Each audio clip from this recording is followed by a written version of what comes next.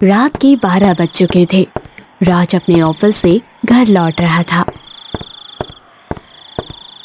आज उसे ऑफिस से आते आते देर हो गई थी।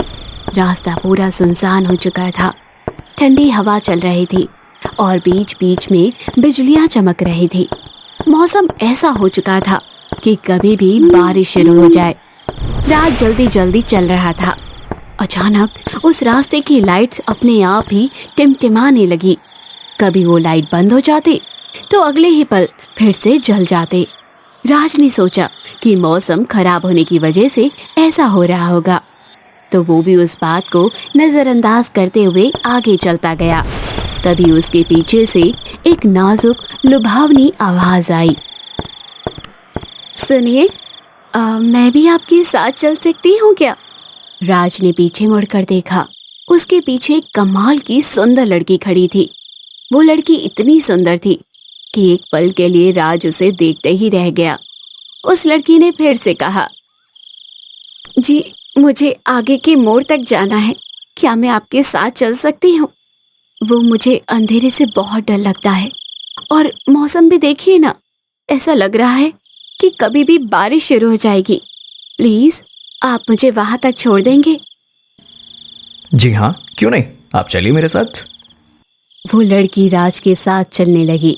राज की नजर उसकी खूबसूरती से हट ही नहीं रही थी। वो दोनों चल रहे थे कि अचानक जोर से एक बिजली कड़की और रास्ते के सारे लाइट्स बंद हो गए। बारिश शुरू हो गई और डर के मारे लड़की राज से चिपट गई। राज ने अपनी हथेली से उस लड़की के चेहरे को पकड़ लिया। तभी अचानक सभी लाइट्स जल गई और राज ने जब सामने देखा तो पाया कि उसके सामने एक बहुत डरावनी चेहरे की एक पिशाचनी खड़ी है। उसके मुंह से खून बह रहा था। उस पिशाचनी ने राज के माथे पर अपने नोकीले दांतों से काट लिया। राज जोर जोर से चिल्लाया और तभी राज की नींद खुल गई। राज ने उठकर देखा तो वो अपने बेड पर ही था। ये तो एक सपना था। बाप रे भगवान, ऐसा डरावना सपना किसी दुश्मन को भी ना आए। ये सपना अब राज को रोज रात को आने लगा था। पहले तो राज ने ज्यादा गौर नहीं किया, लेकिन धीरे धीरे उसके ध्यान में आया कि सपने में जिस जगह उस पिशाचनी ने राज के माथे पर काटा था, राज के माथे के उस हिस्से पर एक काला दाग पड़ने लगा था। एक दिन राज का दोस्त, अरे राज, तुम्हारे माथे पर यह दाग कैसा? पता नहीं यार, काफी दिन हो गए इस दाग को। पहले तो सिर्फ दाग था, लेकिन अब तो दर्द भी शुरू हो गया है। अच्छा, कहीं गिर गए थे क्या? नहीं, गिरा तो नहीं था। जाने दो, अभी इस पर बात करने का टाइम नहीं है। प्रेजेंटेशन बनाना है, चलो जल्दी। एक रात जब राज सो रहा था तब उसे फिर से वही डरावना सपना आया। जब राज की नींद खुली तब उसने महसूस किया वो बहुत कमजोर हो गया है। उसने उठने की कोशिश की, लेकिन वो धड़ाम से नीचे गिर गया। उसने अपना चेहरा सामने आईने में देखा तो वो हक्का बक्का रह गया। उसके माथे के उस निशान से अब खून बहने लगा था। उसने तुरंत सागर को फोन किया। सागर के आने के बाद, क्या ये सब तो बहुत भयानक है। मुझे लगता है कि हमें अभी के अभी किसी तांत्रिक को जाकर ये सब बता देना चाहिए। मुझे लगता है हो ना हो तुम्हारे इस घाव की वजह वो पिशाचिनी है। मैं एक गुफा वाले बाबा को जानता हूँ जो तुम्हारी इस समस्या का हल निकाल सकते हैं। सागर के साथ राज उस गुफा वाले बाबा के पास गया। उन्होंने राज की पूरी बात सुन ली और फिर, बेटा, तुमने गलती से कभी किसी चौराहे पर पड़े हुए नींबू पर तो पैर नहीं रख दिया था ना? अक्सर कुछ लोग अपने पीछे पड़े हुए भूत या पिशाच को किसी तांत्रिक से उतार कर फेंकवा देते हैं, और अगर कोई और उसको छू ले तो वो भूत पिशाच उसे परेशान करने लगता है। शायद तुम्हें भी कोई स्वप्न पिशाच परेशान कर रहा है। नहीं बाबा, मैंने तो कभी किसी पड़े हुए नींबू पर पैर नहीं रखा। मैंने बचपन में सुना था कि चौराहे पर रखे हुए नींबू पर पैर नहीं रखना चाहिए। कोई और वजह हुई होगी। तुमसे कोई बहुत बड़ा गुनाह तो हुआ है जरूर। ऐसे ही स्वप्न पिशाचिनी किसी के पीछे नहीं पड़ती। याद करके बताओ, तुम्हारी वजह से किसी की कोई मौत हो गई हो या गलती से ही, लेकिन किसी की जान तुम्हारे वजह से गई हो? कुछ याद नहीं आ रहा है बाबा? स्वप्न पिशाच, ये क्या होता है बाबा? स्वप्न पिशाच भूतों का ही एक रूप है जो बहुत ही डरावना है, जो जिससे आसानी से पीछा नहीं छुड़ाया जा सकता। वो रोज हमारे सपने में आकर हमारा खून पीने लगते हैं। धीरे धीरे आदमी कमजोर होने लगता है और खून की कमी की वजह से उसकी मौत हो जाती है। क्या मतलब अब मैं जिंदा नहीं बचूंगा? बाबा कुछ कीजिए, मुझे उस पिशाचिनी से बचाइए। मैं आपके आगे हाथ जोड़ता हूं बाबा। तभी बाबा जी का एक शिष्य उनके कान में कुछ कहता है। फिर बाबा, शांत हो जाओ बेटा, मैं तुम्हें ये भस्म देता हूं। रात को ये भस्म अपने पूरे माथे पर लगाकर सो जाना। वो पिशाचिनी तुम्हारे सपने में आएगी, लेकिन तुम्हारा खून नहीं पी पाएगी। तुम ये भस्म घर लेकर जाओ, मैं तुम्हारी समस्या का समाधान खोजने की कोशिश करता हूं। सागर और राज चले गए। बाबा जी के पास साकेत नाम का एक लड़का आया था। बाबा जी ने आकर साकेत को देखा। साकेत के गले पर नाखून के निशान थे जो काले हो गए थे। बाबा जी साकेत के सामने जाकर बैठ गए। साकेत अपनी आप बीती सुनाने लगा। बाबा, आपकी बड़ी महिमा सुनी है बाबा। कृपया करके मुझे इस मुसीबत से बाहर निकालिए। मेरी वजह से मेरी माँ भी बहुत तकलीफ में है बाबा। मुझे बचाइए बाबा जी। शांत हो जाओ बेटा और तुम्हारी समस्या बताओ, मैं जरूर उसका निवारण करूंगा। बाबा, कुछ दिनों से मुझे एक सपना आ रहा है और सपने में मैं एक ऊंची पहाड़ी पर बैठकर तारों का अभ्यास कर रहा हूं। तभी, अरे वाह, आज तो आसमान बहुत साफ है, सारे तारे नजर आ रहे हैं। वाह, मजा आ गया। तभी साकेत के पीछे से आवाज आई। साकेत ने पीछे मुड़कर देखा। उसके पीछे एक सुंदर लड़की बैठी हुई थी। हेलो। अरे तुम कौन हो और अचानक कहां से आ गई? मैं तो यहीं रहती हूँ और तुम्हारे तरह तारों का अभ्यास करने अक्सर यहाँ आती हूँ। लेकिन मैंने तो तुम्हें पहले यहाँ नहीं देखा। हाँ, मैं कुछ दिनों के लिए शहर से बाहर गई थी, इसलिए। दोनों बातें करने लगे। साकेत उस लड़की की सुंदरता में खो गया था। उसका ध्यान उस लड़की के चेहरे से हट ही नहीं रहा था। वो लड़की भी अपनी लुभावनी बातों से साकेत का मन मोह रही थी। अचानक साकेत ने आसमान की ओर देखा। पूरा आसमान काले बादलों से भर गया था। ठंडी हवा बहने लगी थी। पहाड़ी के नीचे से उल्लू और चमगादड़ों की चिल्लाने की डरावनी आवाज आ रही थी। अरे ये अचानक मौसम कैसे बदल गया? चलो, मुझे लगता है कि अब हमें चलना चाहिए। अरे रुको, अभी कहाँ जा रहे हो? अभी तो इस मौसम का हमें मजा उठाना है। मतलब मैं कुछ समझा नहीं। मैं समझती हूँ। पिचाशनी साकेत को पहाड़ी के किनारे पर ले आई। देखो, नीचे देखो, पूरे शहर की लाइट्स कैसे जगमगा रही हैं। अरे नहीं, मुझे इतना आगे नहीं जाना, मैं गिर जाऊंगा। अरे नहीं गिरेंगे, एक काम करो, मेरा हाथ पकड़ लो। जैसे ही साकेत ने पिचाशनी का हाथ पकड़ा, वो अपने असली रूप में आ गई। उसका डरावना चेहरा और नुकीले दांत देखकर साकेत डर के मारे चिल्लाने लगा। पिचाशनी ने अपने नुकीले नाखून साकेत के गले में फंसा दिए और पिचाशनी साकेत को लेकर पहाड़ी के नीचे कूद गई। कई दिनों से मुझे रोज रात को यही सपना आता है बाबा जी, और मैं बेड से नीचे गिरता हूँ। ये देखिए, मेरे गले पर उसी जगह का काला निशान पड़ा है जहां सपने में पिशाचिनी ने मेरे गले में उसके नाखून फंसाए थे।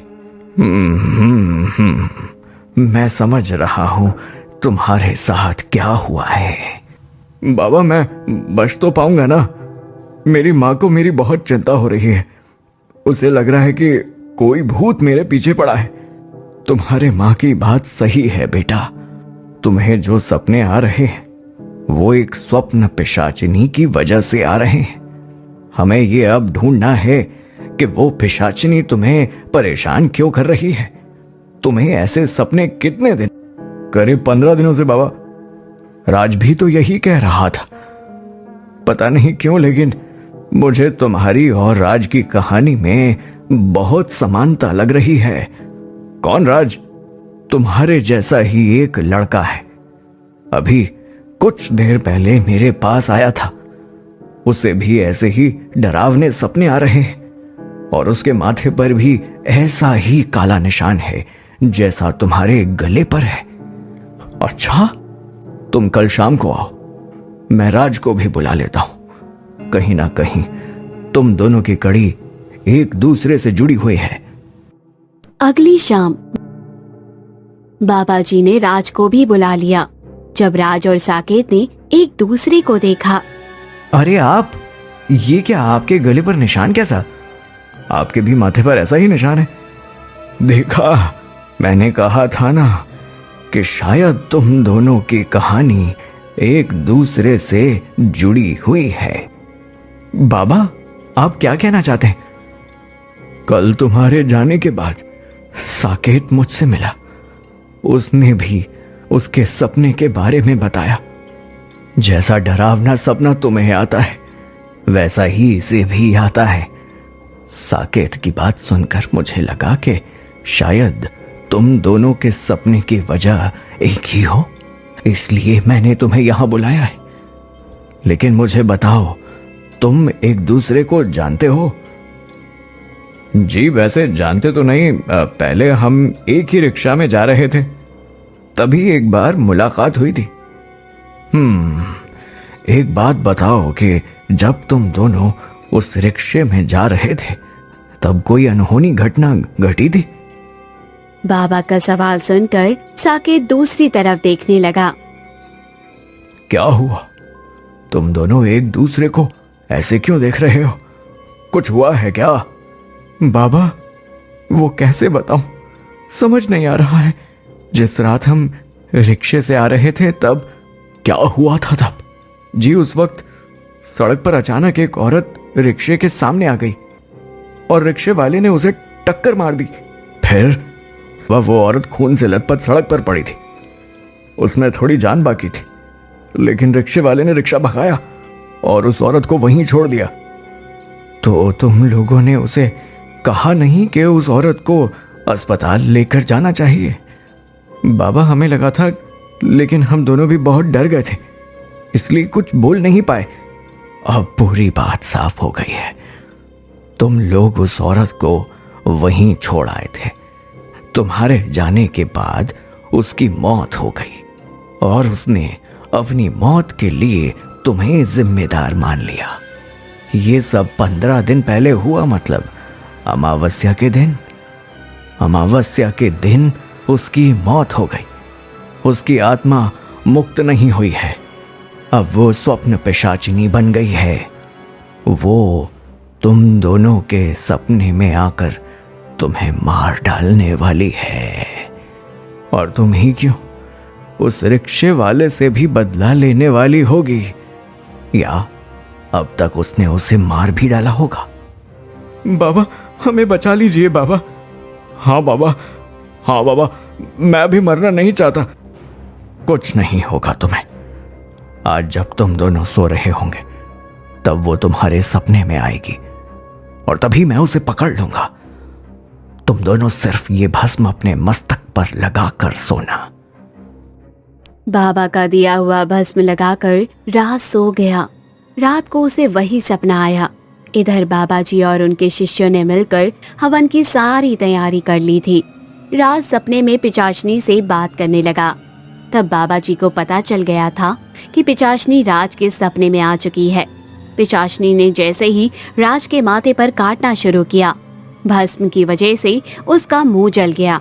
उसने गुस्से से राज के शरीर में प्रवेश कर लिया और वो जोर जोर से चिल्लाने लगी। मेरा मुंह जलाया तूने, अब तो देख मैं तेरे शरीर के साथ क्या करती हूँ।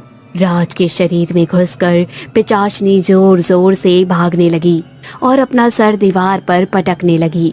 फिर बाबा जी के कुछ शिष्यों ने मिलकर राज को रस्सी से बांधकर बाबा जी के सामने बिठा दिया। राज का शरीर जोर जोर से हिल रहा था। फिर बाबा जी ने जोर जोर से मंत्र बोलना शुरू कर दिया। उन्होंने अपनी हथेली में पानी ले लिया था। जब उनके मंत्र पूरे हो गए तब उन्होंने वो पानी राज के शरीर पर डाल दिया। राज के शरीर के अंदर से पिचाचनी ने जोर से चीख लगाई और वो उसके शरीर से बाहर आ गई। छोड़ दो मुझे, छोड़ दो, इन लोगों ने मुझे उस सड़क पर मरने के लिए छोड़ दिया। पता था कि मुझ में जान बाकी है, फिर भी इन तीनों में किसी में भी इतनी इंसानियत नहीं थी। जिसे हमने टक्कर मारी है उसे अस्पताल लेकर जाएं।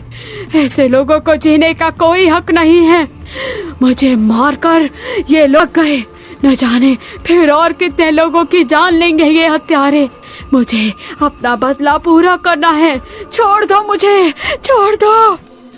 मुझे पता है इन लोगों ने तुम्हें वहां छोड़कर बहुत बड़ी गलती कर दी है और इन्हें उस बात का अफसोस भी है, लेकिन इसका मतलब ये नहीं है कि तू इन्हें मार डाले। इन्हें इनके गलती का प्रायश्चित करने का मौका चाहिए। कोई मौका नहीं मिलेगा इन्हें, कोई मौका नहीं मिलेगा। इन्हें मौका नहीं, सजा मिलेगी और वो भी मैं दूंगी। बाबा जी ने हवन की जलती हुई लकड़ी उसके शरीर पर फेंक दी। पिचाचनी वहीं जलकर राख हो गई। उस दिन के बाद राज और साकेत के सपने में वो स्वप्न पिचाचनी कभी नहीं आई। तो दोस्तों, देख क्या रहे हो? अगर आपके भी सपने में पिचाचनी आ गई ना तो देखना क्या होगा। इससे पहले चैनल को जरूर सब्सक्राइब कीजिए